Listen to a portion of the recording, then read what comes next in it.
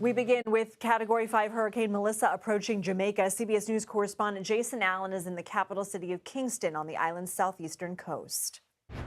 These are probably some of the strongest winds yet, and definitely the heaviest rain yet that has been felt in the capital city of Kingston, Jamaica. We're in somewhat of a protected area right here, and still we're hearing things banging all around us, things moving in the wind, and the way that the infrastructure is here, it really remains to be seen how long some of these buildings can hold up to winds like this. We've been watching some of the buildings that are built here along the waterfront. Typically, this would be full of boats. All of the fishermen along this area have pulled them out. There's not a lot of places to take those boats. In some places, they're just, in fact, there's some right here. They're just sitting on the edge of the shoreline, tied up, and they're hoping that storm surge and tide and waves don't get this high.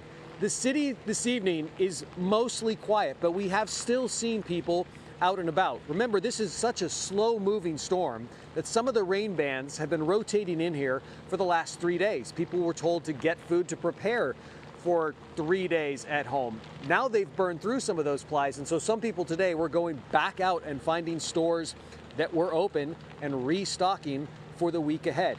Conditions are only expected to get worse here as the night goes on, especially as this storm rotates closer to the coast. The wind kind of shifts out of the south. That's when we expect the heaviest rain to hit those mountains that are around Jamaica. There is a very, very big concern with rainfall predicted of a foot, 2 feet, maybe more. How well those gullies and those culverts are going to handle the rainfall that comes out of those mountains. It's going to be a long night for people in Kingston and across the rest of Jamaica.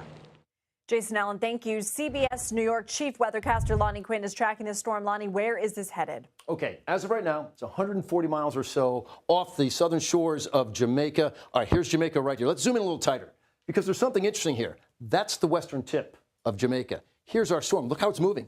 Looks like it's moving away from Jamaica, and yet we feel very certain it's going to be doing almost like a U-turn. Why is that?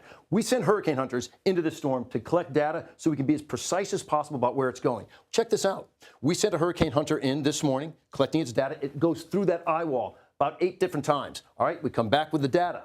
Well, they went in again this afternoon so we could have more updated information, except it proved to be too dangerous.